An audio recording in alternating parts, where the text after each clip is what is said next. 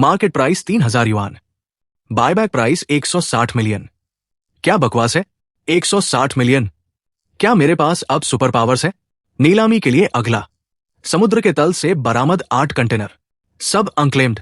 प्रत्येक कंटेनर के लिए स्टार्टिंग बिड 3000 युआन। तो ये एक कंटेनर नीलामी है, 100 मिलियन। इसके अंदर ऐसा क्या है जिसकी कीमत इतनी ज्यादा है? इवान, हम यहां बस मजे के लिए शो देखने आए हैं। आंखें मूंद कर मत कूदो। ये वैसा नहीं है जैसा तुमने एंटीक्स की पढ़ाई की थी। ये सब किस्मत का खेल है। हां, मुझे पता है। ये कंटेनर मैं 3000 की बिड लगाता हूं। वाह इवान, क्या तुमने अभी नहीं कहा कि तुम्हें पता था? फिर तुम भी बिड क्यों लगा रहे हो? हां, खुद को रोक नहीं पाया। वैसे भी इस बार मिल गया। मैं 4000 की बिड लगाता हूं। 10,000। ठीक है, भूल जाओ कि मैंने कुछ कहा था। 11,000। किड, तुम्हें पहले कभी नहीं देखा। तुम किसके इलाके से हो? ये कंटेनर आज मेरा है। मुझ पर एक एहसान करो और पीछे हट जाओ। अपने बड़े को थोड़ी इज्जत दिखाओ और तुम्हें भी रिस्पेक्ट मिलेगी। तुम इसे असली पैसों से सुलझाना चाहते हो? ठीक है, देखते हैं तुम्हारे पास क्या है। 1 लाख। डैम, क्या तुम पागल हो? बाकी सब लोग 1-1 हजार करके बढ़ा रहे थे। तुम सीधे 1 लाख पर कूद गए। तुम पक्का कोई नौसिखिए रूकी हो। देखते हैं आज तुम उस चीज में से क्या कचरा निकालते हो। इवान, तुम चिंता मत करो। मुझे इसके बारे में एक फीलिंग आ रही है। इस जेंटलमैन की तरफ से 1 लाख। कोई और हायर बिड्स? जैसे कि उस प्राइस पर और बिड कौन लगाएगा? जो भी इसे खरीदता है वो बेवकूफ है।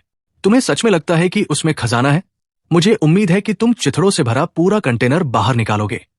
किड, तुम मुसीबत को दावत दे रहे हो। चलो भी, रयान, उससे बहस मत करो। ठीक है, क्योंकि कोई और बिड नहीं लगा रहा है, ये कंटेनर इस जेंटलमैन को जाता है। ये मेरी सालों से बचाई हुई पॉकेट मनी है। कुछ 100,000 होने चाहिए। ये लो। अरे वाह, पता चला कि ये लड़की भी पैसे वाली है। कोई बात नहीं, बस मेरा कार्ड स्वाइप करो। तुम्हें पता है, मैं अपनी 300,000 की मंथली पॉकेट मनी भी खर्च नहीं कर पाता। जरूरत नहीं है। मैंने कॉलेज में पार्ट टाइम जॉब से कुछ कमाए थे। चलो बस बॉक्स खोलते हैं। मेरी किस्मत हमेशा अच्छी रही है। इस यंग मैन ने इसे 1 लाख में जीता। हाँ, देखते हैं अंदर क्या है। जेंटलमैन, क्या हम इसे अब खोले? इसे खोलो, इसे खोलो। खजाना होना ही चाहिए, होना ही चाहिए। हाँ, लगता है जैसा मैंने कहा था वैसा ही हुआ। सूटकेशों से भरा एक पूरा कंटेनर। इसे फाड़ कर खोलो। देखते हैं कि क्या ये सब चिथड़े हैं। तुम किस बात पर हंस रहे हो? शायद ये सूटकेश कैश से ठुसे हुए हों। हाँ, बस कपड़े हैं। जल्दी क्या है? अभी और भी बहुत है। रयान, यो, मैं इन्हें खोलूंगा। तुम दोनों बस देखो। भूल जाओ। चलो सब मिलकर करते हैं। हमने इसे पहले ही खोल दिया है। बस ऐसे ही खड़े नहीं रह सकते। 350, 720 बेकार। 500 युआन बेकार, बेकार। 800 युआन बेकार। ये सब कचरा है। डैम, मुझे अभी भी यकीन नहीं है कि इस कंटेनर में ऐसा क्या है जिसकी कीमत 100 मिलियन है, लेकिन अंदर की हर चीज को देखकर लगता है कि वो मिस्ट्री आइटम केवल सूटकेशों में से एक ही हो सकता है। लेकिन कौन सा सूटकेश? मुझे एक एक करके उन्हें चेक करना होगा। डैम इट, मुझे यकीन नहीं होता। मुझे कोशिश करने दो। हाँ, इसमें थोड़ा वजन है। शायद ये खजाना है। खजाना गया तेल लेने। देखो ये कितना टूटा फूटा है। अगर इसमें खजाना हुआ तो मैं अपनी टोपी खा लूंगा। लेकिन सिस्टम ने कहा था कि किसी चीज की कीमत 100 मिलियन से ज्यादा है। क्या ये सबसे भारी वाला हो सकता है? गोल्ड बार्स शायद। अरे, पीछे से धक्का देना बंद करो। अंदर क्या है? चलो भी। अरे, हाफना बंद करो और बस बताओ कि अंदर क्या है। इन्वेस्टमेंट मेटल का एक पूरा बॉक्स। ये सामान यहां क्यों है? Dam, investment grade iron rods का एक पूरा बॉक्स। इतना बोर कौन होगा? हाँ, मैं तो मर ही रहा हूं। ये बॉक्स कम से कम 100 बक्स का है। किड, तुम सच में लकी हो। हाँ, इवान, सारे सूटकेश अब बाहर निकाल दिए गए हैं। इस जेंटलमैन ने 80 पाउंड लोहे की छड़े, पुराने कपड़ों का एक ढेर और 36 सूटकेश बाहर निकाले हैं। Total value 800 yuan. हाँ, तो मुझे बताओ, ये सूटकेश और चिथड़े 120 मिलियन के हैं। ऐसा हो ही नहीं सकता। ये बेतुका है। लेकिन सिस्टम कभी गलत नहीं होता, जिसका मतलब है कि 100 मिलियन से ज्यादा कीमत की कोई चीज इन सूटकेशों के बीच छिपी है। हाँ, अभी भी अकड़ दिखा रहे हो।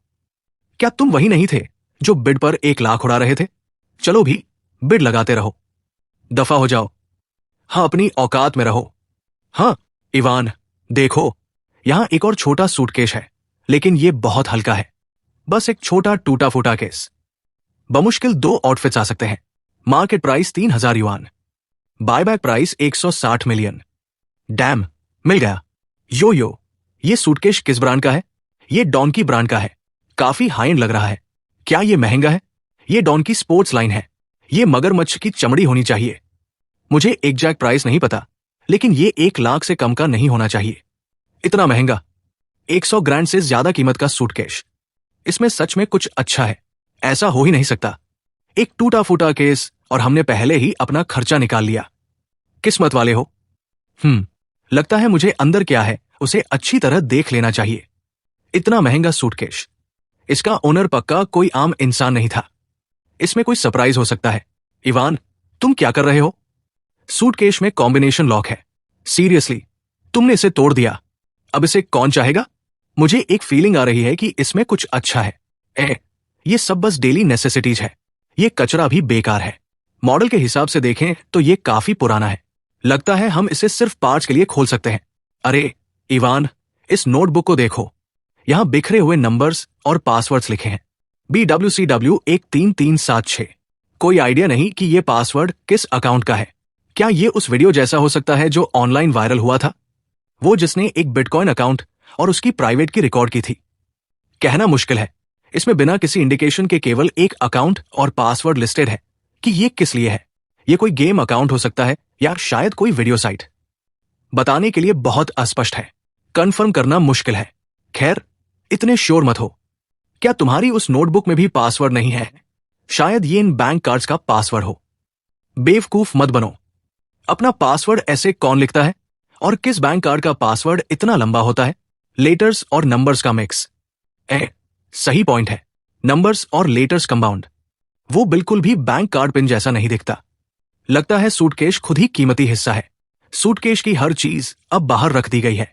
तो जो भी 160 मिलियन का है उसे इन आइटम्स में से ही होना होगा। आइटम लैपटॉप, ये वाला नहीं। Buyback price 200 yuan. ये वाला भी नहीं। Item iPad, buyback price 80 yuan. Item notebook, market price 0 yuan. Buyback price 0 yuan. पहली बार मैंने किसी चीज की कीमत 0 देखी है। Market price 3 yuan. और कुछ मत कहो। वो 120 मिलियन की आइटम लिफाफों में रखे इन बैंक कार्ड्स में से ही एक होनी चाहिए। उफ, पैसे का क्या फायदा अगर वो बैंक कार्ड में लॉक है। Item bank card 0, buyback price 0।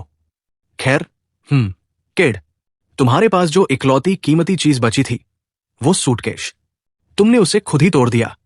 लगता है तुमने सब कुछ खो दिया। हाँ, सिर्फ एक बैंक कार्ड बचा है। ये यही होना चाहिए। 120 मिलियन की वैल्यू का। Market price 0 yuan. Buyback price 0 yuan. क्या बकवास है? ये क्या है? मुझे मत बताओ कि ये 120 मिलियन नहीं है। ये सिर्फ 12,000 है। शायद सूटकेस खुद बस थोड़ा कीमती था। Item suitcase, market price 120 million. Buyback price 120 million.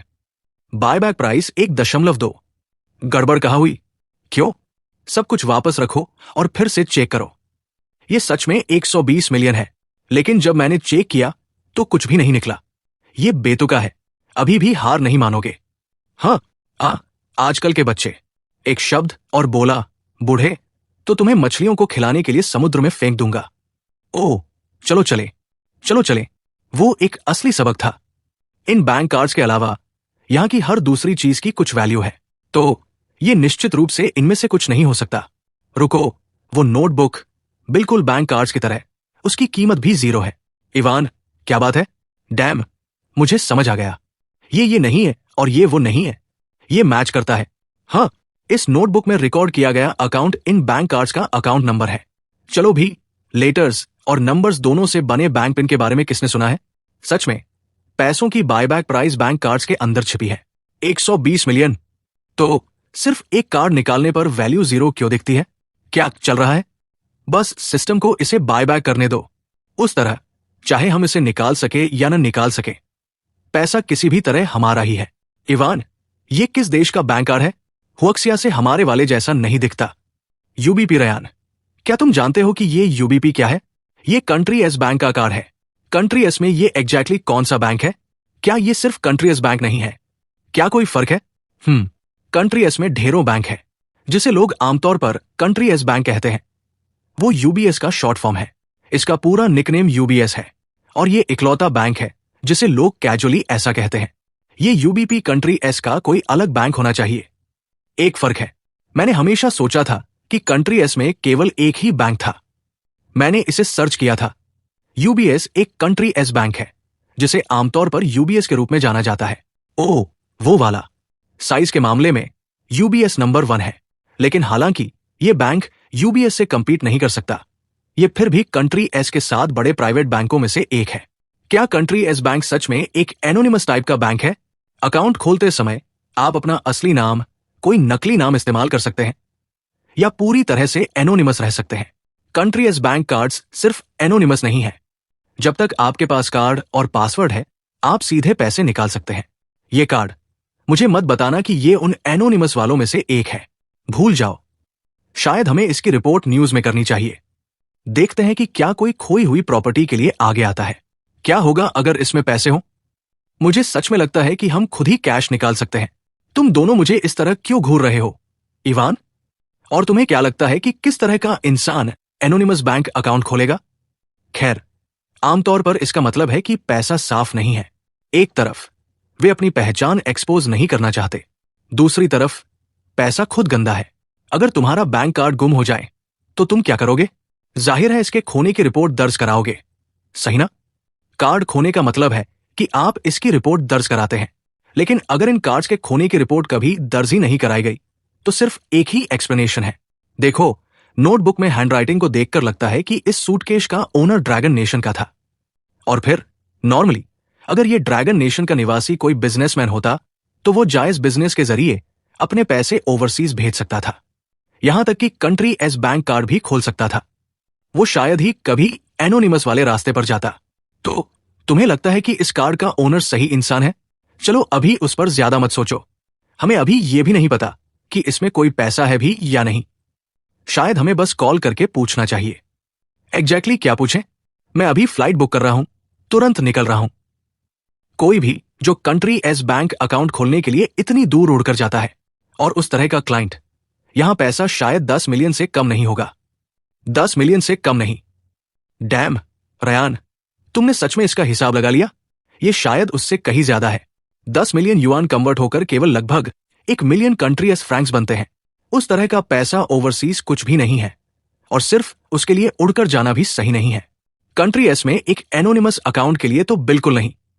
मेरा अंदाजा है कि इन सभी कार्ड्स का टोटल कम से कम 80 मिलियन कंट्री एस फ्रैंक्स है। कंट्री एस फ्रैंक्स में 10 मिलियन। उसके लिए एक्सचेंज रेट क्या है? 1 से 8। 1 से 8 तो 10 मिलियन कन्वर्ट होकर 80 मिलियन बन जाते हैं। वाह, जब तक मैंने मैथ्स नहीं किया तब तक मुझे एहसास ही नहीं हुआ। ये एक झटका है। मुझे मत बताओ कि उसमें सच में 10 मिलियन कंट्री एस फ्रैंक्स है। हे, वो मार्कस चांग है ना? कंट्री एस साथ चलना चाहते हो? मैं तुम्हारे अपनी बात वापस लेने का इंतजार करूंगा। पूरे कंटेनर की वैल्यू। ठीक है, मेरी सवारी यहां है। अब एयरपोर्ट के लिए निकल रहा हूं।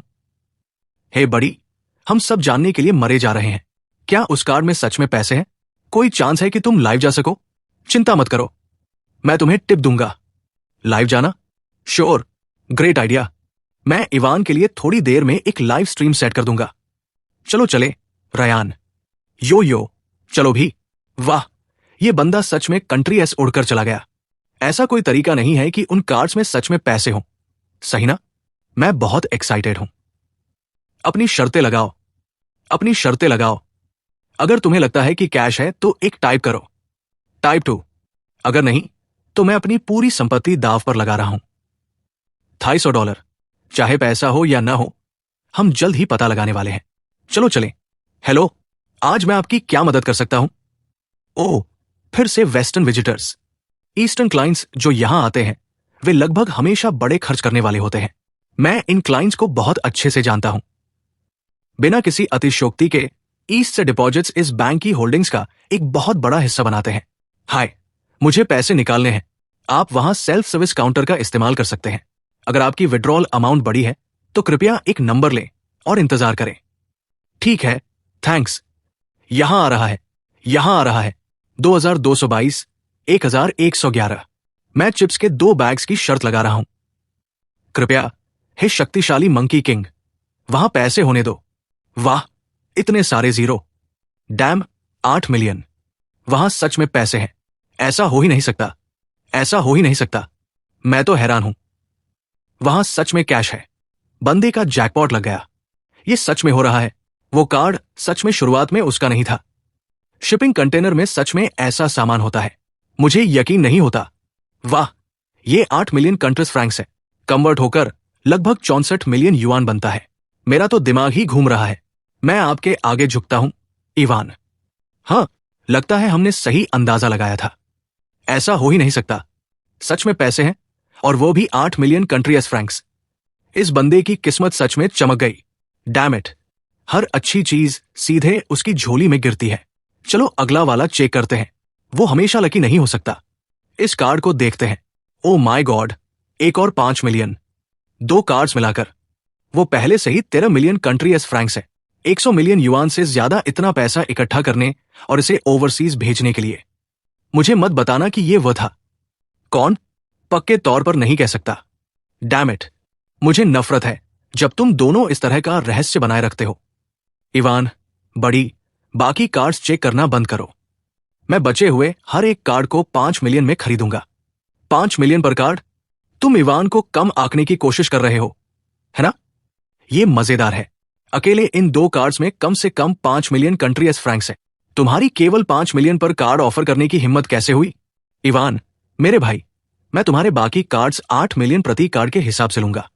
आजकल बहुत सारे जुआरी आ गए हैं। सभी 20 कार्ड्स में टोटल बैलेंस 120 मिलियन है। अब तक हमने 119 मिलियन कंफर्म कर लिया है। इससे बचे हुए 18 कार्ड्स में केवल 10 मिलियन बचते हैं। 8 मिलियन पर कार्ड। ये तो बहुत सस्ती डील है ना? रुको, ये नाम इतना जाना पहचाना क्यों लग रहा है? इवान, क्या ये नाम मार्कस चांग है? तुम यहां बेवकूफ हो। इवान, मैं तुम्हारे बैंक कार्ड्स खरीदना चाहता हूं। बस मुझे बताओ, तुम बेच रहे हो या नहीं? नहीं बेच रहा। डैम, 8 मिलियन पर कार्ड पर भी नहीं। इवान, इतना कॉन्फिडेंट? हाँ, मार्कस चांग, तुम्हें सच में कोई शर्म नहीं है? ठीक है, रयान, चेक करते रहो।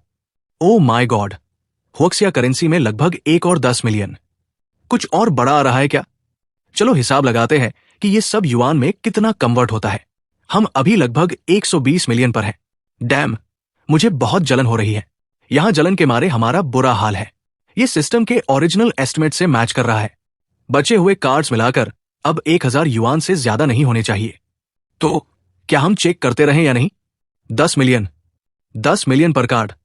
आखिरी मौका, इवान। बेच रहे हो या नहीं? श्योर।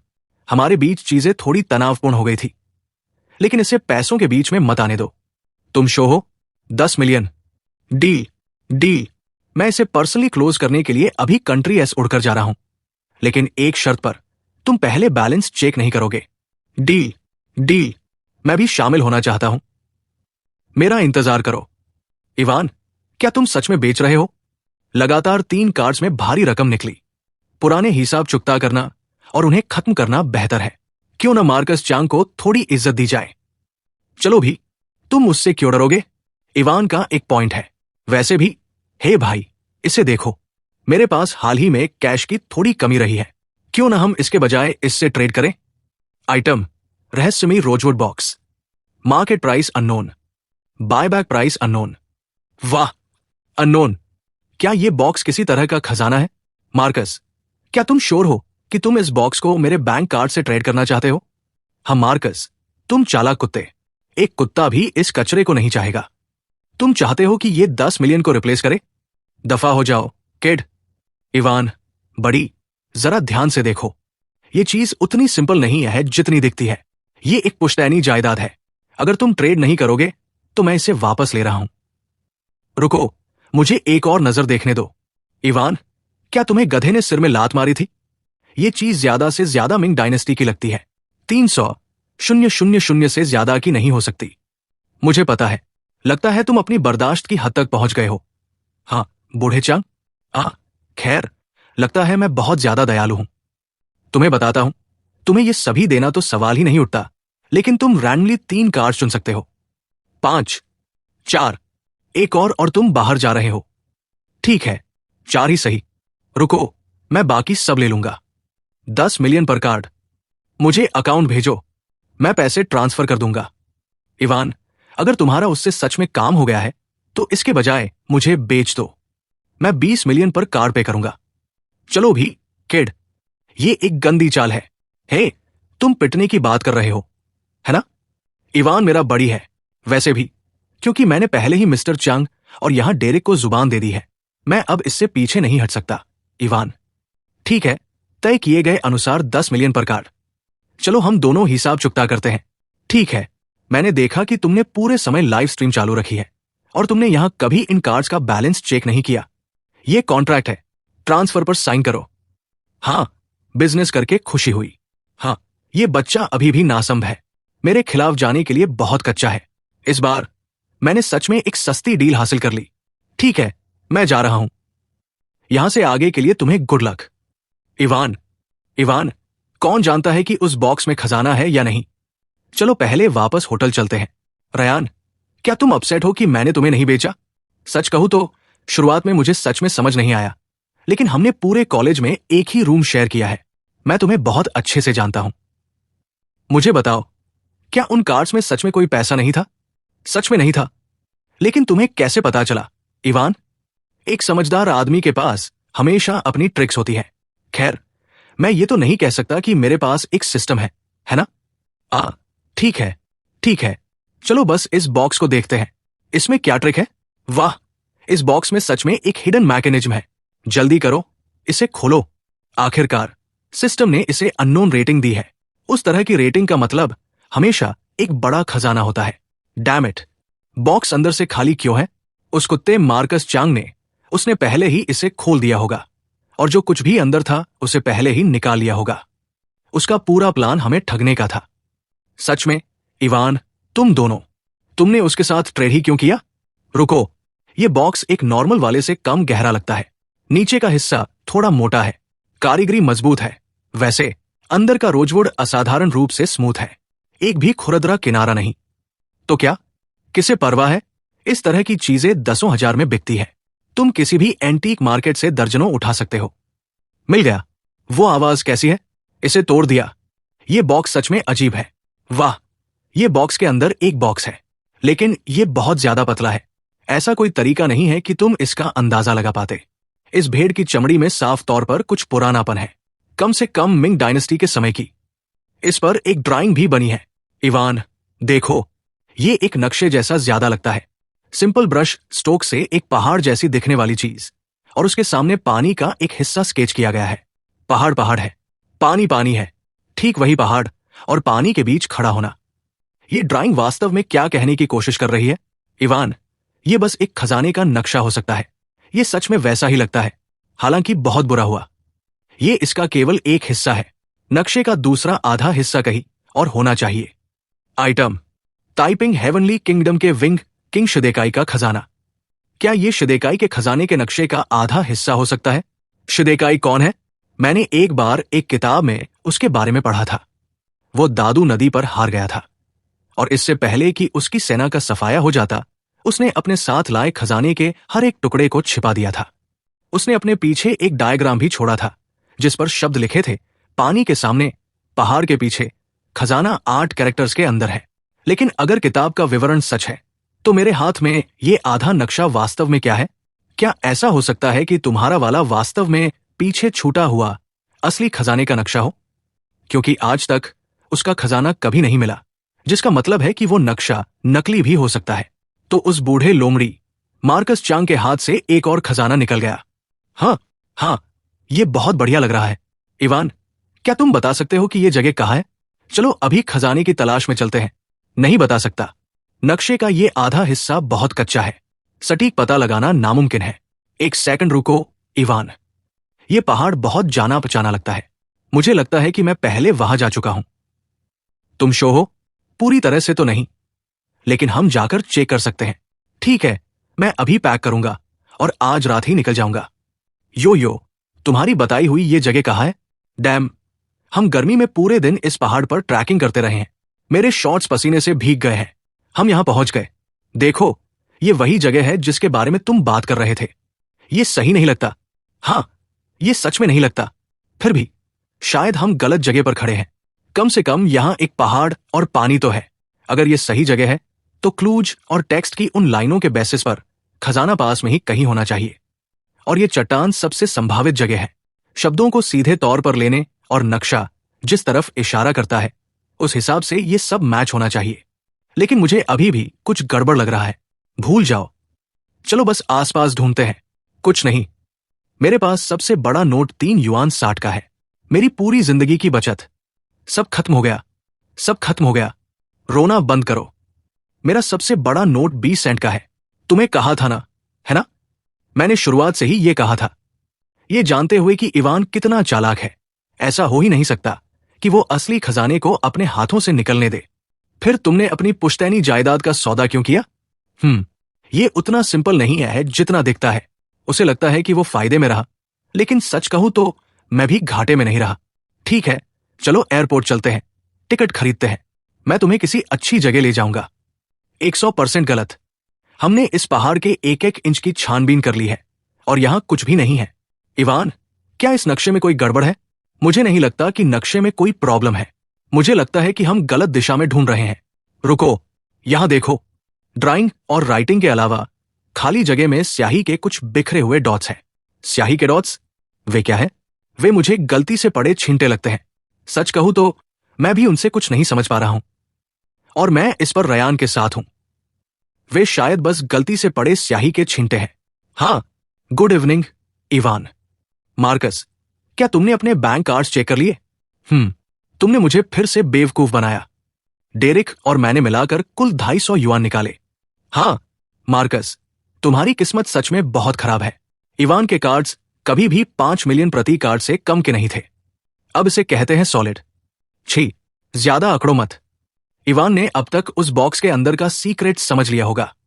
हाँ, हे, तुम्हारी तरफ वो शोर कैसा है? मुझे मत बताना कि तुम पहाड़ों में बाहर हो। हाँ, ठीक है, मैं तुम्हें बता देता हूं। तुम बेवकूफ बन गए। मेरा परिवार 3 पीढ़ियों से उस टूटे हुए स्क्रॉल की तलाश कर रहा है।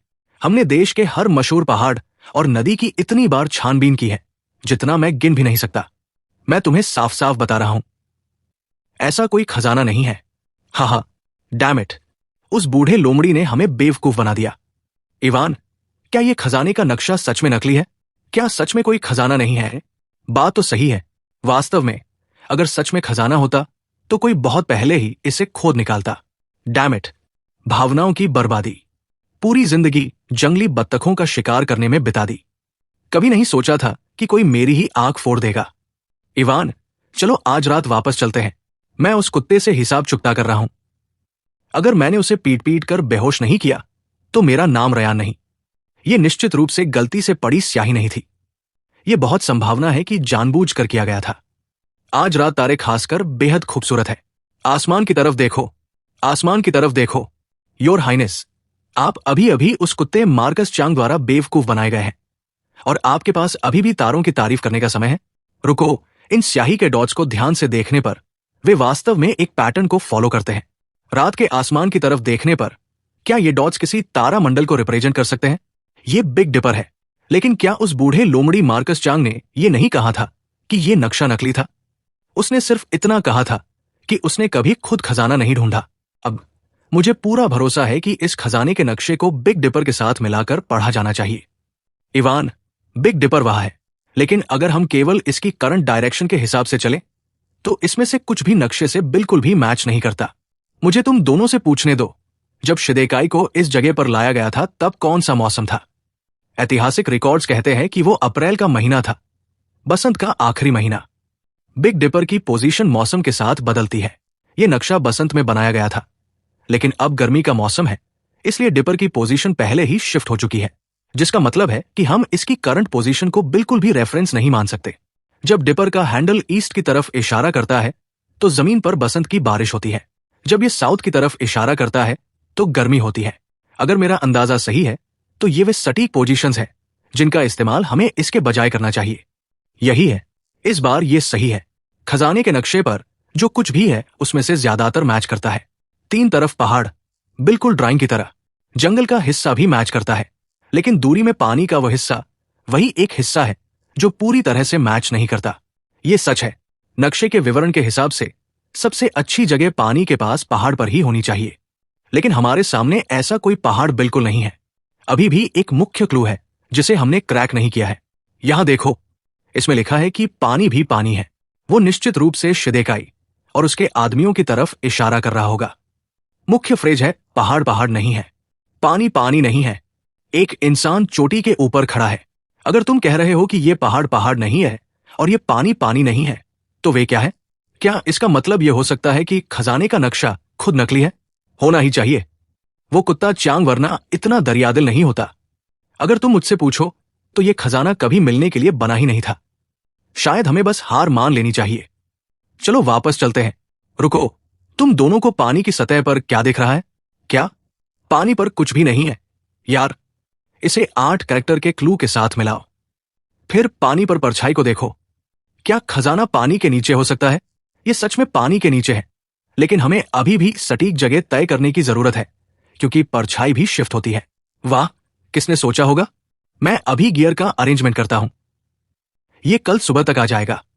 यह पानी शायद पहले रुका हुआ नहीं था, लेकिन अब यह एक झील जैसा लगता है। तो एक बार जब हम बाद में पानी में उतरेंगे तो सब लोग सावधान रहना। अगर कुछ भी होता है तो तुरंत सतह पर आ जाना। वाह, वो चीज क्या है? भागो। डैम इट, क्या वो कोई मॉन्स्टर है? गलग गलग, मेरा पानी में दम घुट रहा है। डैम इट, वो एक ग्रेट व्हाइट शार्क है। यहां ग्रेट व्हाइट शार्क कैसे आ गई? भागो, हम तो गए काम से, हम तो गए काम से। छिपने के लिए कोई जगह नहीं है। इवान, हम क्या करें? आगे बढ़ो, जाओ, आगे बढ़ो। वाह, ये पास आ रही है। हम तो गए काम से। मेरी तो अभी तक कोई गर्लफ्रेंड भी नहीं है। चलो भी, देरी मत करो। भागो, भागो। इवान, रयान, वो ठीक है, भागते रहो। इवान, रयान, बचकर। वो बाल बाल बचे। बहुत करीब था। हम क्या करें? इवान, अंदर जाओ। हमारे पवित्र, इस पानी में सच में एक शार्क है। डर के मारे मेरी तो आधी जान ही निकल गई थी। अभी के लिए थैंक्स, रयान। तुम्हारे बिना मैं शायद खत्म हो चुका होता। चलो भी, हम भाई हैं। मेरे सामने इतने भावुक मत बनो। ठीक है, चलो चेक करते हैं कि क्या खजाना सच में यही छिपा है। अगर किसी को कोई ऐतराज नहीं है तो चलो यहां आसपास देखते हैं। यह बस एक एंट्रेंस होना चाहिए। इस दीवार के बारे में कुछ अजीब लग रहा है। सब लोग ध्यान से देखो। क्या इस दीवार पर किसी तरह का मैकेनिज्म है? तुम्हें लगता है कि यहां से अंदर जाने का कोई और रास्ता है? योर हाइनेस, क्या यह कोई नॉवेल है जो आप लिख रहे हैं? अगर हमारी तलाश सही दिशा में रही है तो यह सच में बस एक एंट्रेंस है। इवान, रयान, जल्दी यहां आओ। देखो, यहां एक दरार दिखती है। यह दरार जिस तरह फैली है, यह एक रेगुलर सर्कल बनाती है, जिसका मतलब है कि यह उभरा हुआ पत्थर रॉक एंड स्टोन होना चाहिए। यो सही कह रही है। इस उभरे हुए पत्थर को रॉक एंड स्टोन होना ही होगा। सच इसके पीछे होना चाहिए। तो हम किस चीज का इंतजार कर रहे हैं? चलो इस पत्थर को अभी हटाते हैं। यह बहुत बड़ा है। हम इसे हटाने के लिए कुछ साथ नहीं लाए हैं। लगता है आखिरकार यह गुफा सच में एक नेचुरल गुफा ही है, और ऐतिहासिक रिकॉर्ड्स के हिसाब से शेदेकाई ने तब अपने आदमियों को खजाना छिपाने का ऑर्डर दिया था, और उसके बाद वे सारे आदमी भी गायब हो गए। सही बात है। वे कहते हैं कि आदमियों को खजाने के साथ इसी गुफा के अंदर सील कर दिया गया था, और जितना कम समय उनके पास था, शेदेकाई के पास निश्चित रूप से कोई बारीक मैकेनिज्म बनाने का समय नहीं था। अगर इस पत्थर को हिलाना आसान होता तो तब अंदर फंसे सैनिक खुद ही इसे आसानी से हिला देते। तो हम इतनी दूर बिना किसी मतलब के आए। बिना किसी मतलब के? नहीं नहीं, ऐसा नहीं हो सकता। यहां एक नजर देखो। क्या यह काम करेगा? वाह, तुम सच में एक्सप्लोसिव साथ लाए हो। हाँ, इसे तैयार रहना कहते हैं। ठीक है, तुम दोनों जल्दी से दूर हट जाओ। वाह, यहां अंदर तो एक पूरी छिपी हुई दुनिया है। क्या खजाना सच में इसी जगह पर हो सकता है? बहुत संभव है, लेकिन सब लोग अलर्ट रहें। यहां ट्रैप्स हो सकते हैं। मैं आगे चलता हूं। यह गुफा थोड़ी ठंडी है। मुझे इसके बारे में एक डरावनी फीलिंग आ रही है। वाह, हड्डियां, घबराओ मत। मुझे लगता है कि ये उन सैनिकों की होनी चाहिए जिन्हें शुरुआत में खजाना छिपाने का काम सौंपा गया था। अगर मेरा अंदाजा सही है तो आखिरकार इस बार हमें सही जगह मिल गई है। वाह इवान, उधर देखो, एक छोटा कमरा लगता है और अंदर लकड़ी के 8 बड़े चेस्ट्स हैं। क्या वो खजाना है? वाह, मैं खुद पर कंट्रोल नहीं कर पा रहा हूं। मुझे पहले अंदर जाकर चेक करने दो। संभल कर, पहले आसपास अच्छी तरह देख लो। यहां ट्रैप्स हो सकते हैं। ये बस एक नेचुरल गुफा है, कोई शाही मकबरा नहीं। यहां ट्रैप्स क्यों होंगे? ये एक नेचुरल चूना पत्थर की गुफा है, पक्का। लेकिन फर्श को देखो, ये असाधारण रूप से सपाट है, बाहर की तरह नुकीले पत्थरों से ढका हुआ नहीं है। और इससे भी इंपॉर्टेंट बात यह है कि लकड़ी के ये 8 बड़े चेस्ट्स एक शेप में व्यवस्थित है। रुको, ये एक बगुआ डायग्राम है, एक रहस्यमयी बगुआ फॉर्मेशन के नीचे सील बंद खजाना। डिटेल्स, खजाने की एक कीमत है, लेकिन जिंदगी अनमोल है। लगता है हमें सच में सही जगह मिल गई है। ये शिदेकाई का खजाना है। तुम क्या कहते हो इवान? देखो कि ये 8 क्रेट्स कैसे व्यवस्थित है। वो शेप एक टेक्स्ट बुक बगुआ लेआउट है। लकड़ी के 8 बड़े क्रेट्स एक सर्कल बनाते हैं और ठीक बीच में 2 विशाल पत्थर हैं। अगर हम इसे ऊपर से देखें तो ये और भी साफ होगा। तो यहां सच में किसी तरह का ट्रैप मैकेनिज्म है। क्या इसका मतलब यह है कि यह खजाना इतना करीब है कि हम इसे लगभग छू सकते हैं? हमें बस इसे छोड़ देना होगा। कोई जल्दबाजी नहीं। चलो पहले अपना समय लें और इस गुफा को ध्यान से स्टडी करें, फिर पता लगाएं कि मैकेनिज्म को कैसे क्रैक करना है। इवान, एक नजर देखो, इस दीवार पर कुछ लिखा हुआ लगता है। हेवनली किंगडम कभी नहीं गिरता। हेवनली किंगडम का मतलब ताइपिंग हेवनली किंगडम से है। सिर्फ उन 4 कैरेक्टर से ही हम श्योर हो सकते हैं कि ये ताइपिंग हेवनली किंगडम के सैनिक थे। विंग किंग हमें इस जगह पर भगा कर लाए। हम नदी पार कर सकते थे और पीछा कर रही चिंग सेना से बच सकते थे, लेकिन तभी हम में से एक औरत ने बच्चे को जन्म दिया। इसलिए विंग किंग ने 3 दिन की दावत का ऑर्डर दिया। इवान, ये वास्तव में इतिहास की किताबों में जो लिखा है उससे काफी हद तक मेल खाता है। लेकिन फिर जैसा कि किस्मत को मंजूर था, 3 दिन बाद मूसलाधार बारिश हुई। नावें हिल नहीं सकी। लोकल सरदारों ने हमें बाहर खदेड़ दिया और चिंग सैनिकों ने हमारा भागने का रास्ता रोक दिया। ऑप्शंस खत्म होने और निराशा में विंग किंग ने हमें पूरा खजाना यहां छिपाने का ऑर्डर दिया। यहां ये हड्डियां पक्का विंग किंग के आदमियों की होंगी और वे 8 बड़े क्रेट्स खुद खजाना होने चाहिए। यहां और भी लिखा हुआ है, मैंने 80 से ज्यादा आदमियों को लीड किया और इस जगह पर खजाना छिपाया। जैसे ही हम पीछे हटे, विंग किंग ने पत्थरों से गुफा को सील करने का ऑर्डर दिया, जिससे हम अंदर ही फंस गए। हमने बाहर निकलने का दूसरा रास्ता खोदने की कोशिश की, लेकिन बिना धूप के 10 दिनों के बाद मेरे भाई एक दूसरे के खिलाफ हो गए और दर्दनाक मौत मारे गए। मेरे आखिरी 10 एक भाइयों ने हमारी आखिरी ताकत का इस्तेमाल करके इसे सेट किया। अगर बाद की पीढ़ियों में से कोई भी इस जगह को ढूंढने के लिए किस्मत वाला है तो याद रखें, इस खजाने के लालच में मत पड़ना, वरना नतीजे अंतहीन होंगे। लगता है सब कुछ ऐतिहासिक रिकॉर्ड से मैच करता है। ये आदमी विंग किंग के अपने ही प्लान से यहां फंसे थे, शायद उन्हें खजाने के लिए कभी वापस आने से रोकने के लिए। सही या गलत, ये जज करना हमारे बस में नहीं है। इवान, कंकाल को देखो, लगता है कि वो गुफा की दीवार से टिककर बैठे बैठे ही मर गया। इवान, ये चीज क्या है? विंग किंग का टोकन। जैसा कि मैंने सोचा था, ये शिदेकाई का अपना टोकन है। पीछे कुछ नहीं लिखा है। ये उन स्टैंडर्ड इश्यू टोकन्स में से एक नहीं है। ये उस चीज जैसा ज्यादा लगता है जिसे शिदेकाई ने खुद अपने टॉप ऑफिसर्स को सौंपा था, एक पर्सनल टोकन। तो ये आदमी जब जिंदा था तो शायद शिदेकाई का काफी हाई रैंकिंग भरोसेमंद सबॉर्डिनेट था। इवान, क्या ये चीज किसी काम की है? ताइपिंग हेवनली किंगडम से पीछे छूटे टोकन्स तो शुरुआत में ही दुर्लभ है, और ये वाला खुद शिदेकाई का था, इसलिए इसकी रिसर्च वैल्यू बहुत ज्यादा है। तुम यहां तक कह सकते हो कि ये अनमोल है। हम अमीर हो गए। हाँ, किसने सोचा होगा? शिदेकाई का खजाना जिसे कोई और कभी नहीं ढूंढ सका, और हम वे हैं जिन्होंने इसे तब ढूंढा जब तुम दोनों अभी आसपास चेक कर रहे थे। क्या तुम्हें कोई और बाहर निकलने का रास्ता मिला? हमें दूसरे एग्जिट की जरूरत क्यों होगी? एक बार जब हम खजाना उठा लेंगे तो हम बस उसी रास्ते से वापस चले जाएंगे जिससे आए थे, सही ना? तुम अभी भी खजाना ले जाने का प्लान बना रहे हो। क्या तुमने दीवार पर वो आखिरी लाइन नहीं देखी? उसमें लिखा था, इस खजाने को छूने से अंतहीन मुसीबत आती है। चलो भी, तुम सच में उस पर विश्वास करते हो? अगर तुम मुझसे पूछो तो वो बस लोगों को डराने के लिए है, केवल गुमराह करने की चाल। चलो बेपरवाह मत बनो। इसे झूठ मानने से बेहतर है कि इसे सच मान लिया जाए। दुर्घटना से देर भली। इवान इस बारे में सही कह रहा है। मुझे भी नहीं लगता कि हमें इसे हल्के में लेना चाहिए। चलो फिर, और हम इतनी दूराही क्यों? बस आसपास देखने और जाने के लिए? हाँ, तुम सब यहां क्या कर रहे हो? क्या ये साफ नहीं है? तुम यहां हमें इस तक ले जाने के लिए आए हो। डैम इट, मार्कस, तुम कमीने, तुम्हें ये जगह कैसे मिली? छी छी छी। क्या तुमने कभी वो कहावत सुनी है, आगे आगे मेंढक चले, पीछे पीछे सांप? क्या तुमने सच में सोचा था कि मुझे नहीं पता था कि वो खजाने का नक्शा मौजूद था? तुम्हारे बॉस की किस्मत हमेशा से बेतुकी रही है। मैं बस अपनी किस्मत आजमाना चाहता था। उम्मीद नहीं थी कि तुम सच में इसे ढूंढ लोगे। मैंने तुम्हें कम आंका। नहीं, तुम बस खुद से बहुत ज्यादा भरे हुए हो। ये मत कहना कि मैंने तुम्हें मौका नहीं दिया। अभी दफा हो जाओ, या इन कंकालों के साथ रहने के लिए तुम सबको यहां छोड़ने का मुझे दोष मत देना। तुम कमीने, तुम्हें ये जगह मिली, बस उस खजाने को छूने की कोशिश करो और देखो क्या होता है।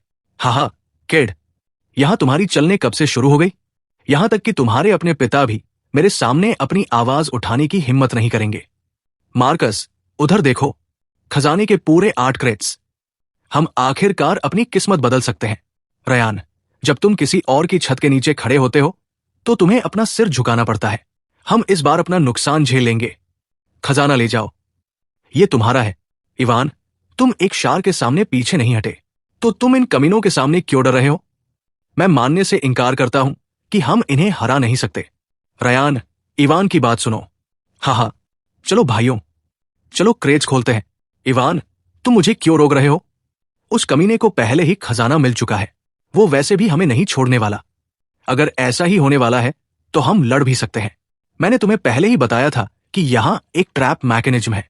जिस पल उन क्रेट्स में कोई छेड़छाड़ होगी, कुछ बुरा होने वाला है। तो अब हम क्या करें? इंतजार। ये सोने का पहाड़ है। ये वाला पक्का तुम्हारा ही होगा। इवान, इतना बड़ा सोने का टुकड़ा, इसकी कीमत कितनी हो सकती है? ये शुद्ध सोना नहीं है, ये गिल्डेड ब्रॉन्ज माउंटेन है। ऐसे ऐतिहासिक रिकॉर्ड्स हैं जो कहते हैं कि ये शिदेकाई की पसंदीदा चीज थी। ये चीज महारानी डाउगर चिशी के जेड वाटरमेलन जितनी कीमती है। हाँ, भगवान सच में मेरी साइड है। किसने सोचा होगा कि उसका खजाना आखिरकार हमारे हाथों में आ जाएगा? तुम सब ऐसे क्यों खड़े हो? जल्दी करो और मेरे लिए इन क्रेट्स को बाहर ले चलो। रुको, मुझे अभी एहसास हुआ कि वे 8 क्रेट्स एक 8 गेट्स फॉर्मेशन बनाते हैं। एक 8 गेट्स फॉर्मेशन, वो क्या है? हाँ, मैंने पुराने टेक्स्ट में पहले इसका जिक्र देखा है। इसके पीछे का प्रिंसिपल वास्तव में सिंपल है। यह स्वर्ग और पृथ्वी के 8 फाटकों का इस्तेमाल करके बनाया गया एक फॉर्मेशन है। इसमें अंतहीन वेरिएशंस है। फॉर्मेशन को तोड़ने के लिए तुम्हें पहले लाइव गेट ढूंढना होगा। कौन सा लाइव गेट? तुम जितना समझाते हो मैं उतना ही कंफ्यूज होता जाता हूं। स्वर्ग और पृथ्वी के 8 फाटक है। शुभ फाटक gate of opening, gate of rest और गेट ऑफ लाइफ है। Gate of death, gate of fear और गेट ऑफ इंजरी अशुभ फाटक है, जबकि गेट ऑफ ऑब्स्ट्रक्शन और गेट ऑफ व्यू न्यूट्रल है। 8 गेट फॉर्मेशन को तोड़ने के लिए आपको पहले लाइव गेट का पता लगाना होगा, फिर इसे फॉर्मेशन के की पॉइंट के साथ मिलाना होगा। केवल तभी आप इसे तोड़ सकते हैं, वरना आप ट्रैप सेट कर देंगे। तो तुम कह रहे हो कि अगर वे उन क्रेट से लापरवाही से छेड़छाड़ करेंगे तो ट्रैप ट्रिगर हो जाएगा। लगभग सही बात है। उन्होंने ट्रैप ट्रिगर कर दिया। मेरी बाह, तुम सब बस वहां क्यों खड़े हो? यहां आओ और मेरी मदद करो। हाँ, मार्कस, इसे कर्मा कहते हैं। तुम्हारे लिए 2 शब्द तुम्हारे साथ सही हुआ। हर आफत एक ही शब्द से शुरू होती है, लालच। मार्कस, तुम्हारे लिए एक कहावत है, जो तुम्हारा होना तय है वो तुम्हारे पास आएगा। जो नहीं है, कितनी भी जबरदस्ती इसे नहीं बदल पाएगी। लगता है यह खजाना कभी तुम्हारा होना तय ही नहीं था। मैं गलत था। कृपया मुझे यहां से बाहर निकालो। मुझे अब खजाना नहीं चाहिए। मुझे सच में यह नहीं चाहिए। तुम्हें बचाए। सपने देखते रहो। लगता है यह बस किस्मत है। अगर तुम साथ ना आते और मैकेनिज्म ट्रिगर न करते तो मैं वैसे भी इस खजाने को बाहर नहीं निकाल पाता। ठीक है रयान, किसी ऐसे इंसान से कांटेक्ट करो जिस पर हम भरोसा करते हैं और इस सामान को बाहर निकालना शुरू करो। मेरा क्या, एक बार सब कुछ बाहर निकल जाए तो हम तुम्हें भी बाहर निकालने का रास्ता निकाल लेंगे। चिंता मत करो। जहां तक तुम अपने साथ लाए आदमियों की बात है, वो रायता साफ करना तुम्हारा अपना काम है, सही ना? मैं अभी एक हेलीकॉप्टर और कुछ और आदमियों को बुला रहा हूं। सब लोग सावधान रहना, यहां खजाने के अलावा और कुछ नहीं है। इवान, क्या हम सच में मार्कस को ऐसे ही जाने देने वाले हैं? आखिरकार ये मॉडर्न दुनिया है, हमें बहुत आगे नहीं बढ़ना चाहिए। ठीक है, बस उन्हें यही छोड़ दो, उन्हें वापस जाने का अपना रास्ता खुद ढूंढने दो। चलो सीधे तुम्हारी जगह चलते हैं। इवान, ये अभी खत्म नहीं हुआ है। इवान, क्या हम अब क्रेच खोल रहे हैं? मैं अब और इंतजार नहीं कर सकता, लेकिन इससे पहले कि हम उन्हें खोलें, चलो इसे साफ कर लेते हैं। इस बार हम सब कुछ 3 हिस्सों में बांटेंगे। तुम्हें वो खजाने का नक्शा अपना खुद का बैंक कार्ड ट्रेड करके मिला था। हम उस डील को नहीं छू रहे हैं। नहीं थैंक्स। और वो शिपिंग कंटेनर, हमने इसे भी एक साथ खरीदा था, तो खजाने को बराबर बांटा जाना चाहिए। वो नक्शा ऐसी चीज थी जिसे तुमने अपने दम पर कमाया था। इसका हमसे क्या लेना देना है? वैसे भी मुझे ये नहीं चाहिए। अगर तुम मना करते हो तो हमारा भाईचारा खत्म। हाँ डैम इट, ठीक है, मैं तुम्हें एक हिस्सा दूंगा, लेकिन मैक्सिमम 10%। अगर नहीं तो ठीक है, हमारा भाईचारा खत्म। सही ना? 10% ही वो सबसे ज्यादा हिस्सा है जो हम लेंगे। डैम, इस बच्चे ने पानी में मेरी जान बचाई। भूल जाओ, मेरे पास वैसे भी अब सिस्टम है। एक हिस्सा मुझे बनाएगा या बिगाड़ेगा नहीं। मैं निश्चित रूप से बाद में उनकी भरपाई कर दूंगा। ठीक है, देरी करना बंद करो। चलो इन क्रेट्स को पहले ही खोल लेते हैं, मेरे हाथों में खुजली हो रही है। ठीक है, चलो शुरू करते हैं। आइटम, यूई के राजा गुचियान की तलवार। Material bronze.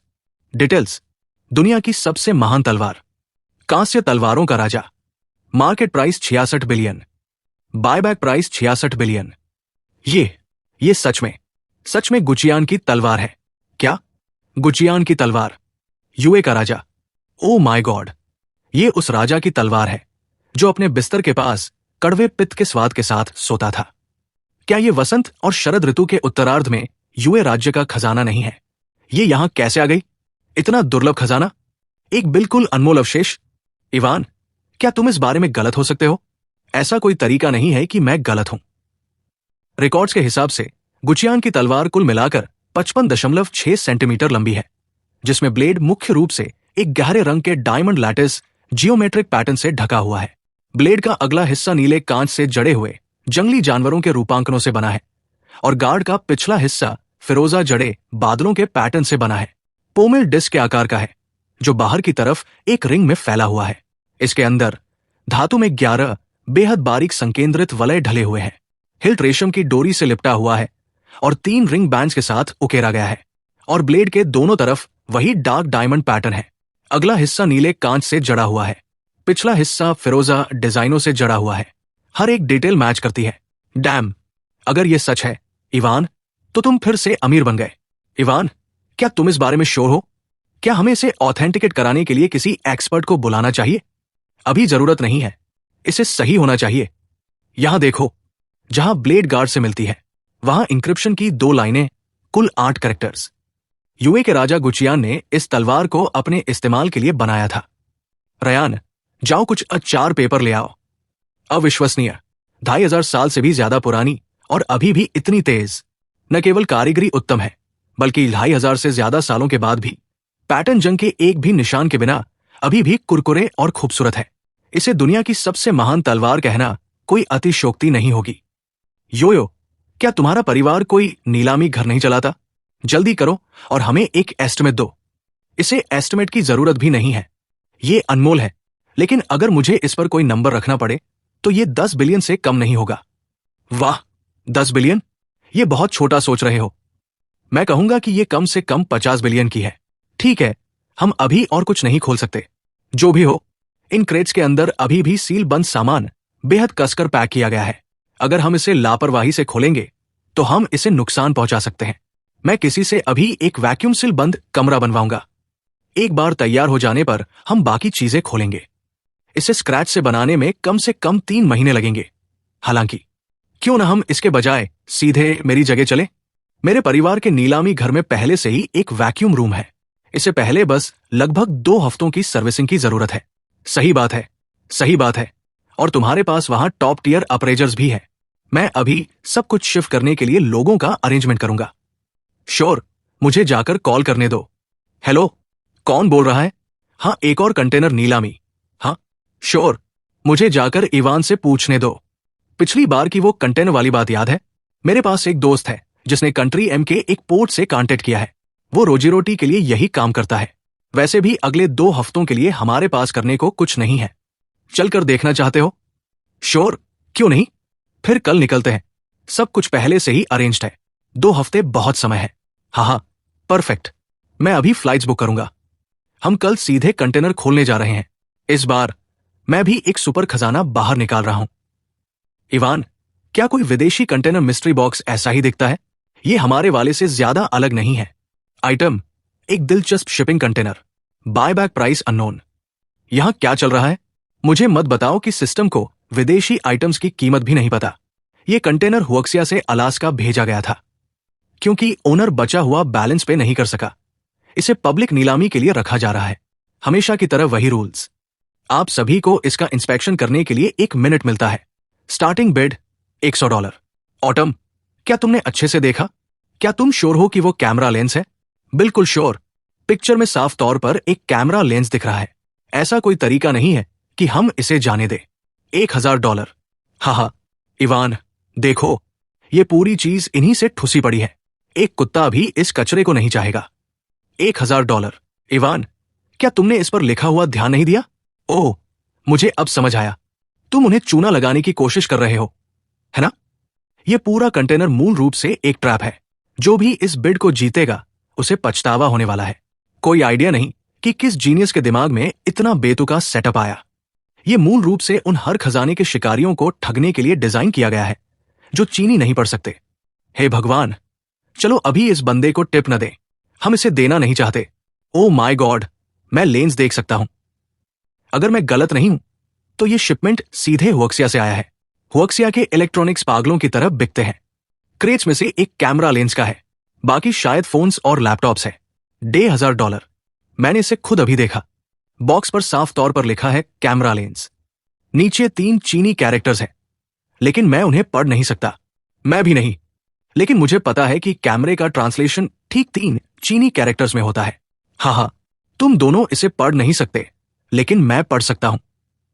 मुझे तुम्हें सिखाने दो। वे 3 कैरेक्टर्स कहते हैं थर्मस। डैम, बॉस इवान अब थर्मस पर बिड लगा रहे हैं। क्या उसमें कोई बैंक कार्ड छिपा है या ऐसा ही कुछ?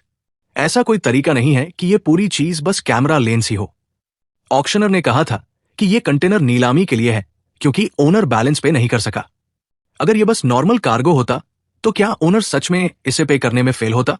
$3000, $3010। चलो भी, यह बंदा कहां से आया? कंपीट करने के लिए आपका स्वागत है, लेकिन क्या आप एक बार में $1 से ज्यादा जोड़ सकते हैं? मैं जितना चाहूं उतना बढ़ाऊंगा। अगर तुम्हें कोई प्रॉब्लम है तो मेरे सामने आओ। यह बंदा हुक्सिया से है। हाँ, वो पक्का उन 3 कैरेक्टर्स को पहचानता होगा। तो यह सच में किसी काम का है। $5000। कोई फर्क नहीं पड़ता कि प्राइस थोड़ा ज्यादा हो जाए। जब तक यह सच में कैमरा लेंस है, हम इस पर पैसे नहीं खोएंगे।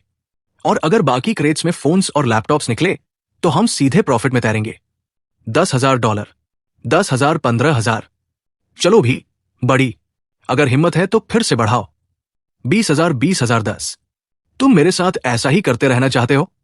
क्या इतना ही है? ऑटम, हमारे पास कितना बचा है? चलो इसमें अपना सब कुछ लगा देते हैं। हमारे पास अभी भी 50,000 है। 50,000? चलो भी, बड़ी, अगर हिम्मत है तो बढ़ाओ। और ये सब तुम्हारा है। ये विदेशी बंदा वास्तव में चीनी है। हाँ, वो चीनी कैरेक्टर्स पढ़ सकता है। वो ठीक से जानता है कि पिक्चर के नीचे उस कैमरा लेंस लेबल का क्या मतलब है। अगर वो अभी भी इसके लिए लड़ रहा है तो इसका मतलब है कि वो इसे जीतने के लिए पूरी तरह से तैयार है। अब मैं आखिरकार बिना किसी चिंता के ऑल इन जा सकता हूं। एक टूटे फूटे कंटेनर के लिए $50,000। बिडिंग पहले ही 300,000 के पार जा चुकी है। ये बहुत हो गया, इवान। हाँ, 50 grand। और तुम्हें लगता है कि इससे मैं डर जाऊंगा? सिर्फ अननोन शब्द के लिए भी, जो सिस्टम ने इस चीज को दिया है। मैं ये कंटेनर ले रहा हूं। $50,000 में बिका। आंद्रे को बधाई। ऑटम, रुको, मैंने अभी तक अपनी बिड नहीं लगाई है। समय खत्म। तुमने अपना मौका गवा दिया। हाँ, वो कैसा लगा, बड़ी? अभी भी लगता है कि तुम मुझसे आगे बिड लगा सकते हो? लगता है तुम भूल गई कि ये किसका इलाका है। ये धांधली है। उफ, इस तरह कौन खेलता है? वो बूढ़ा ऑक्शनर बहुत हरामी है। बस इसे सीधे मुझे थमाने के लिए उसने वास्तव में मुझे $1000 किकबैक मांगते हुए मैसेज किया था। फिर भी एक एक पाई वसूल है। हम कुछ बहुत बड़ा करने वाले हैं। उसमें आईफोन्स और मैकबुक से भरा कम से कम एक और क्रेट होने की संभावना है। एक बार जब हम वो सब बेच देंगे तो ये कम से कम 1 मिलियन का होगा। ओ माय गॉड, हम इस बार बहुत सारे पैसे कमाने वाले हैं। हमें इसे किस पर खर्च करना चाहिए? मेरे पास पहले से ही एक प्लान है। पहले भाइयों को एक वाइल्ड नाइट आउट की पार्टी दो। वो विदेशी बंदा बहुत परेशान करने वाला है। हमें उसे नीचा दिखाने की सख्त जरूरत है। मेरे साथ रहो और सीखो। खैर, एक बार जब मैं ऊंचाइयों पर हूंगा तो तुम पीछे नहीं छूटोगे। जरा देखो तो, क्रेट अभी खुला भी नहीं है और वो पहले से ही डींगे हाँक रहा है। क्या तुम्हें थर्मस से भरा पूरा कंटेनर खोलने और अपनी बात वापस लेने से डर नहीं लगता? कोई ऐसा जिसने कभी दुनिया नहीं देखी। ये दिखाने का बिल्कुल सही मोमेंट है कि मैं क्या कर सकता हूं। तो क्या हम इसे खोल रहे हैं या नहीं? चलो इसे खोलते हैं। हाँ, मैं बस आराम से बैठूंगा और इन दोनों बेवकूफों को खुद को शर्मिंदा करते हुए देखूंगा। अभी भी बॉस इवान का मजाक उड़ाने की हिम्मत है। ये क्रेट बहुत ज्यादा हल्का लगता है। मैंने कभी किसी हाई एंड कैमरा लेंस को करीब से नहीं देखा है, लेकिन भले ही मैंने कभी सुअर का मांस न खाया हो, मैंने कम से कम एक सुअर को भागते हुए तो देखा ही है। शायद ये बस कोई नई हाईटेक चीज है। आजकल बहुत सारे हाईटेक प्रोडक्ट्स हल्के होते जा रहे हैं। यहां तक कि आईफोन्स भी पतले और हल्के होते जा रहे हैं। यही होना चाहिए।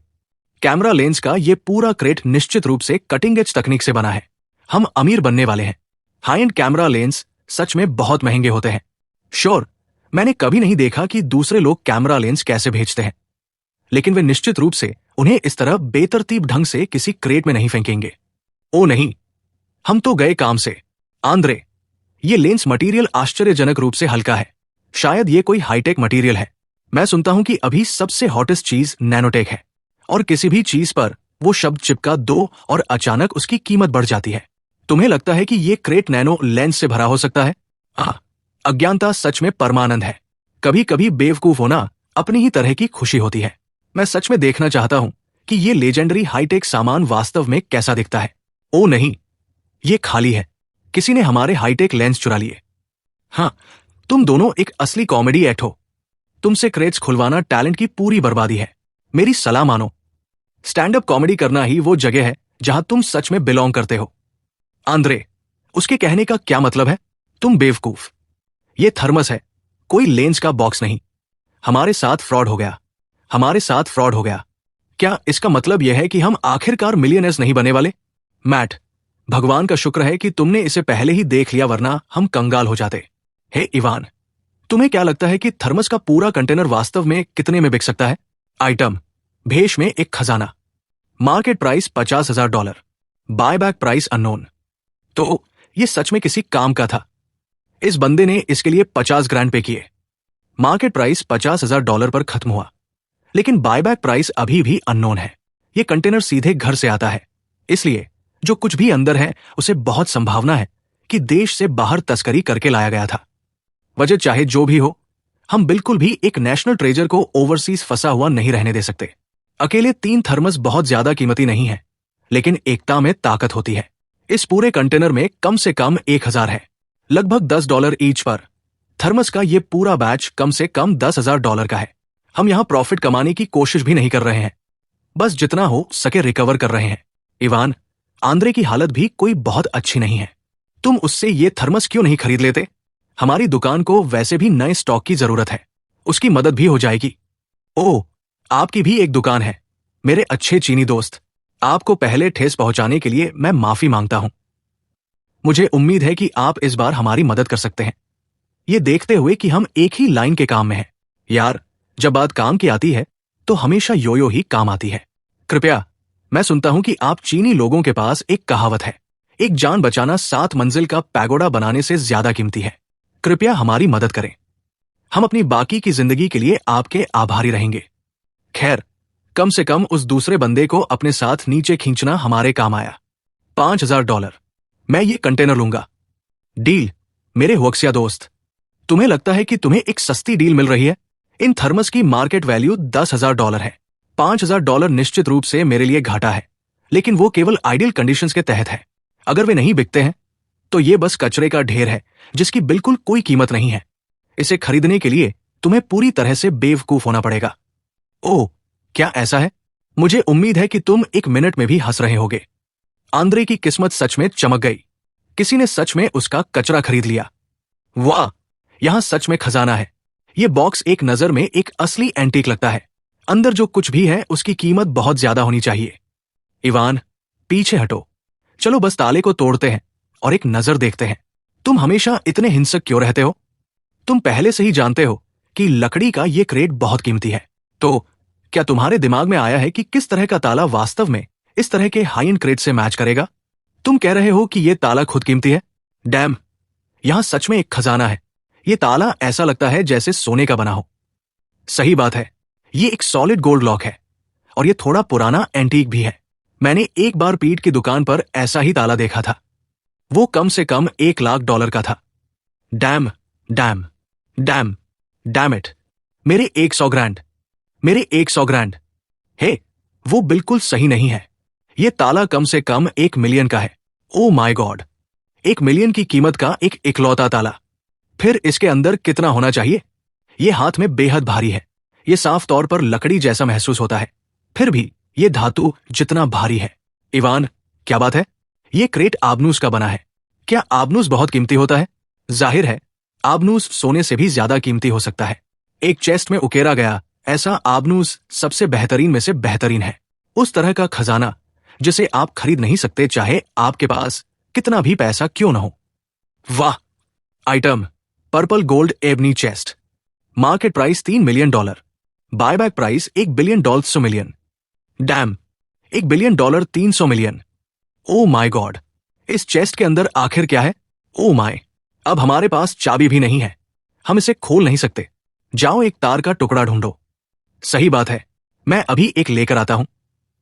वाह इवान, तुम ताले तोड़ना भी जानते हो? हे, वास्तव में तो नहीं, लेकिन सिस्टम ने मुझे अभी अभी एक्सरे विजन एबिलिटी दी है। एक्सरे विजन के साथ ताला तोड़ना बहुत सिंपल है। अभी के लिए उस सब पर ध्यान मत दो। चलो पहले देखते हैं कि वास्तव में अंदर क्या है। रुको, $1,00,000, मैं ये क्रेट ले लूंगा। क्या तुम बेवकूफ हो? अकेले ताले की कीमत 1 मिलियन है और तुम $1,00,000 की पेशकश कर रहे हो। जिस भी चट्टान के नीचे से आए हो वही वापस चले जाओ। सीरियसली, एक बेवकूफ। उस 1,00,000 की जगह 100 मिलियन कर दो और तुम करीब होगे। हाँ, ये सोने का क्यों बना है? डैम इट, ये मास्क उस चेस्ट जितना भी कीमती नहीं है जिसमें ये आया था। चेस्ट को मास्क से कम कीमती होना चाहिए।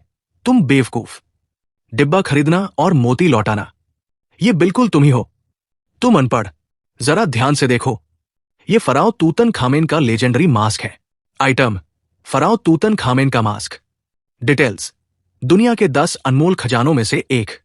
Estimated value $1 billion. कौन सा मास्क? मैंने इसके बारे में कभी सुना भी नहीं है। क्या तुमने कभी शापित राजा के बारे में सुना है? ये एक लेजेंडरी अवशेष है। तूतन, इतिहास या पुरातत्व का ज्ञान रखने वाला कोई भी व्यक्ति उस नाम को तुरंत पहचान जाएगा। लेजेंडरी फराओ, शापित राजा। सही बात है, तूतन प्राचीन मिस्र के इतिहास में बिल्कुल सबसे सफल फराओ नहीं था, लेकिन उसका मकबरा प्राचीन मिस्र की कला के पूर्ण शिखर का प्रतिनिधित्व करता है। यही कारण है कि तूतनखामेन अब तक के सबसे प्रसिद्ध फराओ में से एक बन गया। ओ माय गॉड, तुम कह रहे हो कि ये वही मास्क है? ये मेरा है, ये मेरा है। एक कदम और बढ़ाओ और मुझे तुम्हें तुम्हारे बनाने वाले से मिलाने भेजने में कोई ऐतराज नहीं होगा। नहीं, नहीं, मेरे साथ ऐसा मत करो। भगवान, मैं कितना बड़ा बेवकूफ हूं। मैंने $5,000 पे किए और अंत में मुझे एक अनमोल खजाना मिला। मुझे बहुत पछतावा हो रहा है। डैम, इस बंदे को देखो जो ऐसे एक्ट कर रहा है जैसे उसकी जिंदगी इसी पर निर्भर हो। इवान, ये चीज बहुत कीमती होनी चाहिए। हम एग्जैक्टली कितने की बात कर रहे हैं? ये सच कहूं तो कहना मुश्किल है, क्योंकि व्यावहारिक रूप से कोई भी इसे खरीदने का खर्च नहीं उठा सकता। मुझे एक नजर देखने दो। क्या ये बस सोना नहीं है? ये ऊपर जड़े हुए रत्न और रंगीन कांच होने चाहिए। और इस पर यह बेतुका आकार क्या है? माथे पर यह हिस्सा बाज देवता और कोबरा देवी है, जो ऊपरी और निचले मिस्र का प्रतीक है। नीचे लटकती नकली दाढ़ी अंडरवर्ल्ड के देवता ओसिरिस का प्रतीक है। तूतन की पूरी जिंदगी हमेशा रहस्यों से घिरी रही है। जिस किसी ने भी सबसे पहले उसके पिरामिड में कदम रखा, वो किसी न किसी वजह से अजीब अनसुलझे तरीकों से मर गया। यही कारण है कि तूतनखामेन को शापित राजा कहा जाने लगा और उसका नाम पूरे पश्चिमी जगत में एक जाना पहचाना नाम बन गया, जहां पंथ के हमेशा से अनुयायी रहे हैं। अगर मुझे सही से याद है तो तूतनखामेन के मकबरे से खोदा गया सुनहरा मास्क अभी काहिरा म्यूजियम में रखा होना चाहिए। तो हुआक्सिया से अलास्का भेजी गई थर्मस से भरे कंटेनर के अंदर एक सुनहरा मास्क कैसे आ गया? और फिर अभिशाप है। तूतनखामेन के अभिशाप की कहानी मुख्य रूप से उसके पिरामिड की दीवारों पर उकेरी गई 2 लाइनों से आती है। जो कोई भी फराओं की शांति में खलल डालेगा, उसकी मौत तेज पंखों पर सवार होकर आएगी। दूसरी लाइन क्या है? जो कोई भी नापाक इरादे रखता है और इस मकबरे का लालच करता है, मैं उसका गला उसी तरह घोंट दूंगा जैसे कोई पक्षी की गर्दन मरोड़ता है। जैसा कि हुआ, मकबरे में एंटर करने वाले पहले वर्कर्स खुदाई को फंड देने वाले ब्रिटिश बिजनेसमैन के साथ सच में अजीब परिस्थितियों में मर गए।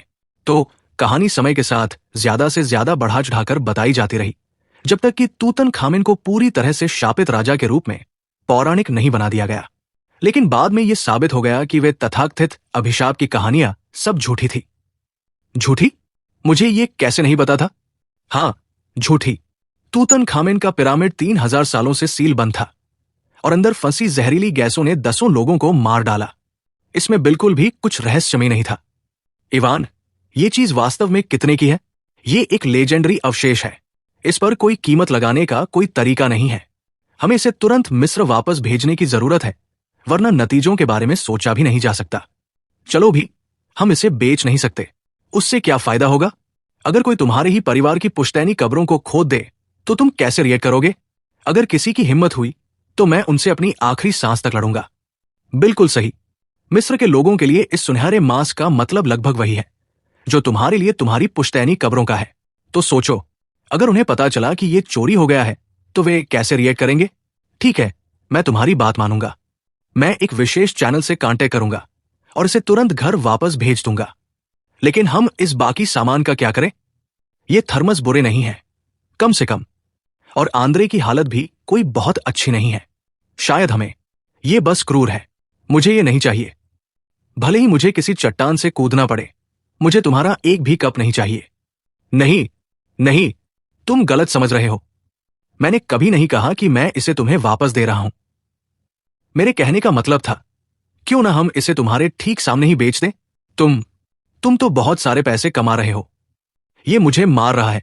इवान, तुमने अभी अभी एक खजाना उठाया है जिसकी कीमत बहुत ज्यादा है, एक लेजेंडरी खजाना, और तुम अभी भी $10,000 के थर्मस के बैच से परेशान हो रहे हो। मैं क्यों नहीं करूंगा? थर्मस के इस क्रेट की मार्केट वैल्यू $10,000 है। $5,000 की कॉस्ट के बाद वो अभी भी साफ प्रॉफिट में $4,000 है। उस तरह का पैसा मूल रूप से फ्री है, और फ्री का पैसा वह पैसा है जो आप लेते हैं। तुम्हारा परिवार आखिर किस बिजनेस में है कि कुछ हजार तुम्हारे समय के लायक नहीं है? हाँ, बॉस इवान, कोई शब्द नहीं। ये बिल्कुल सही बात है। ये थर्मस वास्तव में काफी अच्छे लगते हैं। शायद हम बस इन्हें क्रू को रैफल के रूप में दे दें। बिल्कुल, चलो ऐसा करते हैं। इवान, अभी भी 2 और कंटेनर्स बचे हैं। क्या हम अभी भी उन पर बिड लगा रहे हैं? नहीं, चलो नहीं लगाते। हमने आज पहले ही काफी बड़ा स्कोर बना लिया है। जब तक हम आगे हैं तब तक छोड़ देते हैं। वार्निंग, प्लेयर गंभीर खतरे में है। Space module activated. Space system ने मुझे स्पेस दिया। हाँ, अब ये एक अच्छी बात है। मैं आखिरकार अपने खजाने को सुरक्षित रूप से स्टोर कर सकता हूं। अगर ये खबर बाहर फैल गई कि मेरे पास सुनहरा मास्क है, तो मिस्र के लोग सच में अपना आपा खो देंगे। तो इस चीज को छिपाकर रखना ही सबसे अच्छा है। ग्रेट, तुम फिर से एक भूत की तरह जो पीछा नहीं छोड़ेगा। तुम क्या चाहते हो? सेटिस्फाई नहीं हो? मैं तुम्हें एक मौका दूंगा। एक जगह चुनो और हम इसे आमने सामने सुलझाएंगे। नहीं, नहीं, मैंने तुम्हें कम आका।